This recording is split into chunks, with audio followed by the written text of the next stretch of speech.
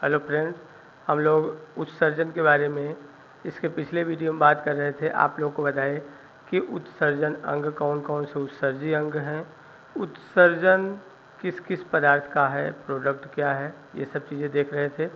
यहाँ पे हम लोग उत्सर्जन में आपको बताए थे कि किडनी के अंदर बहुत सारी पतली पतली नलिकाएँ होती हैं। उन नलिकाओं को हम लोग नेफ्रॉन्स बोलते हैं।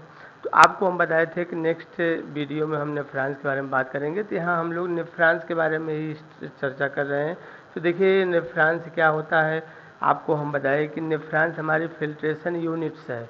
फिल्ट्रेशन यूनिट मतलब कि हमारे जो किडनी का मुख्य कार्य क्या है, हमारे ब्लड में जो अतिरिक्त मात्रा में पानी है, वेस्ट प्रोडक्ट है, उनको फिल्टर करके बाहर निकालना।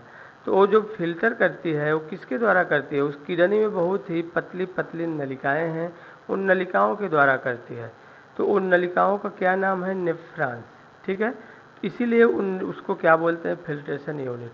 तो नेफ्रॉन्स की स्ट्रक्चर कैसे है वो आप लोग को हम दिखा रहे हैं। नेफ्रॉन्स की संरचना, जो पतली पतली नलिकाएं हैं, उनकी ये संरचना इस तरह से होती है, जिसमें बहुत सारे पार्ट हैं। तो सबसे पहले हम लोग देखेंगे कि नेफ्रॉन्स में फिल्टर कैसे होता है, कैसे छानने की क्रिया होती है। तो देखिए सबसे पहले नेफ्रॉन्स का जो पहला भाग है, फूला हुआ प्याले नुमा भाग होता है, जिसको बाउमन्स कैप्सूल बोलते हैं। यहाँ पे बाउमन्स भी इसको कहते हैं। तो बाउमन्स कैप्सूल नेफ्रॉन का पहला और फूला हुआ भाग है। ठीक, इसमें जो ब्लड, इसमें एक चीज़ आपको और याद रखना है कि शरीर के प्रत्येक अंग में जो ब्लड को ले जाती है, शुद्ध रुधिर आर्टरी होती है जो ले जाती है, वेंस होती है, आपको बताए थे। लेकिन यहाँ पे थोड़ा डिफरेंट टाइप्स का है। यहाँ जो ब्लड ले आती है नेफ्रॉन्स में, वो भी आर्टरीज है, और जो यहाँ से वापस ब्लड ले जाती है वो भी आर्टरीज होती है। ठीक है, तो यहाँ पे जो ले आती है ब्लड थोड़ी मोटी होती है, एफरेंट आर्टियोल्स बोलते हैं, और ये आके यहाँ बहुत सारे महीन गुच्छों में बदल जाती है। ठीक है, बहुत सारे गुच्छे हैं।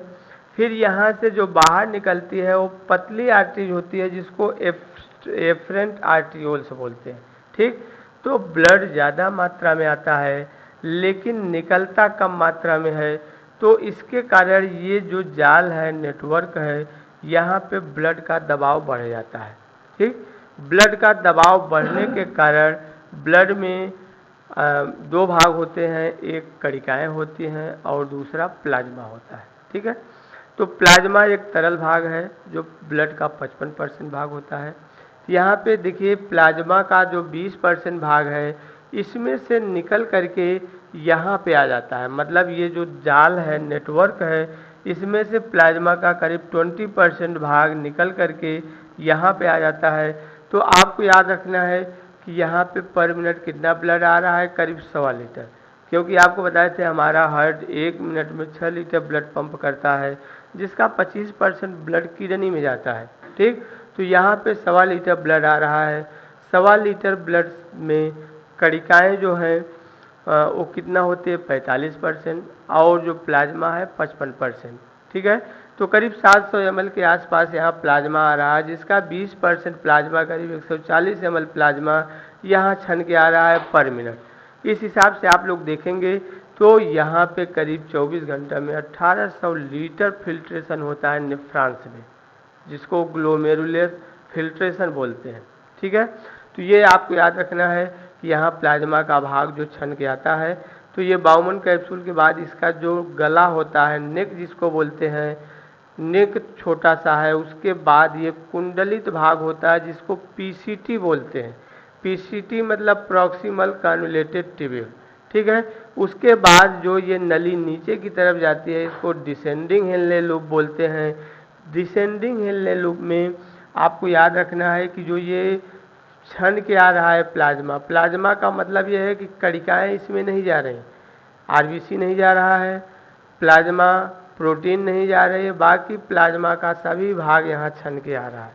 ठीक है, तो यहाँ पे आने के बाद यहाँ पे जो पानी की अतिरिक्त मात्रा में आ गया है, वो पानी यहाँ से फिर वापस जाता है, जिसको रीएब्जॉर्प्शन बोलते हैं, पुनरावशोषण बोलते हैं।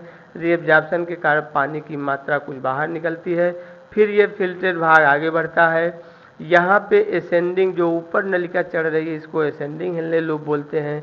यहाँ से कुछ मिनरल्स बाहर निकलते हैं, जैसे सोडियम, पोटेशियम, जो साल्ट घुले हुए हैं, कैल्शियम वगैरह बाहर निकलते हैं।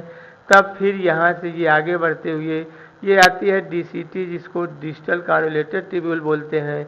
यहाँ पे एक हार्मोन्स रिलीज होता है, उस हार्मोन्स का जो नाम है वो आप लोग जानते रहिए ADH, एंटी डायरेटिक हार्मोन्स।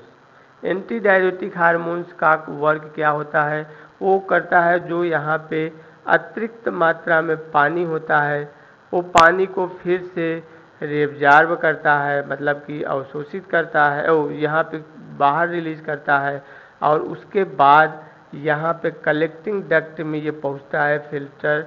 तो कलेक्टिंग डक्ट में जब ये पहुँचता है जो यहाँ से फिल्ट्रेट हो रहा है, उसको फर्स्ट बार मतलब पहली बार यूरिन शब्द का उपयोग करते हैं।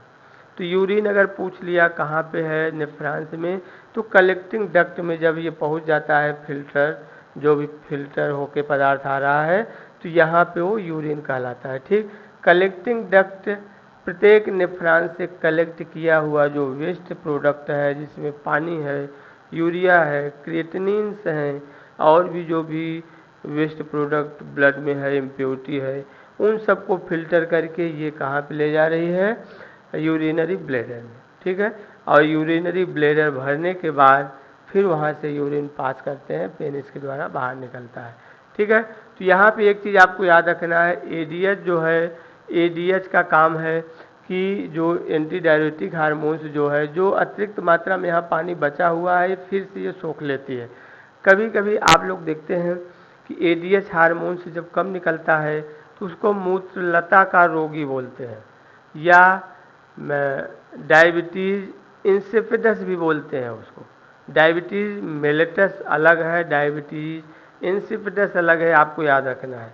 डायबिटीज़ जो मेलिटस है वो क्या होता है, जब पैंक्रियाज इंसुलिन का स्राव कम करती है, जिसको मधुमेह का रोगी कहते हैं, ब्लड में यूरिया और ग्लूकोज का लेवल बढ़ जाता है, तब उसको डायबिटीज़ मिलेटस बोलते हैं। और डायबिटीज़ इंसिपिडस क्या है, जब यहाँ ADH हार्मोन्स कम निकलता है तब ये पानी को भी यहाँ नहीं सोखता, पतला यूरिन जल्दी जल्दी पास करते हैं। जैसे कोई नशा करता है आदमी, जब ड्रिंक करता है तो उसके ब्लड में ADH हार्मोन्स की मात्रा घट जाती है, जिससे उसको बार बार पेशाब होती है और पतला होता है। ठीक है, तो ये चीज़ें आप लोग को याद रखना है कि ये नेफ्रॉन्स की स्ट्रक्चर्स हैं।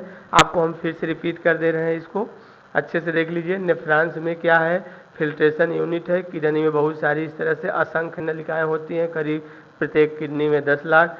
यहाँ से ब्लड आता है, ब्लड प्लाज्मा का भाग फिल्टर होकर के इसकी जो दीवार है पोर युक्त होती है, पोडोसाइट सेल्स होती हैं, जो फिल्टर होता है ये इसमें पार्स हो जाता है, यहाँ से यहाँ आता है। इसकी दीवार उसको फिर से अवशोषित करती रहती हैं, जो उसमें यूज की चीज़ें हैं, पानी है, मिनरल्स है, ये उसको अवशोषित करती हैं, और बाद में ये यहाँ से जो वेस्ट प्रोडक्ट है यहाँ कलेक्टिंग डक्ट में पहुँचता है, और कलेक्टिंग डक्ट से कहाँ पहुँचता है, यूरिनरी ब्लैडर मूत्राशय में, जहाँ पे जमा होता है और वहाँ से फिर बाहर निकलता है। ठीक है, तो ये नेफ्रॉन का स्ट्रक्चर है। अब आप लोग को देख लिए कि किडनी कैसे फिल्टर करती है, और ये बहुत ही आवश्यक है। अगर ये फिल्टर नहीं करेगी तो जो भी वेस्ट चीज़ें हैं हमारे शरीर में वो जमा होने लगेंगी और हमारा ब्लड इम्प्योर हो जाएगा, फिर हमको ब्लड प्रेशर बढ़ेगा, ऑक्सीजन सही से सप्लाई नहीं हो पाएगी और बहुत सारी प्रॉब्लम तैयार हो जाएगी। ठीक है, तो ठीक।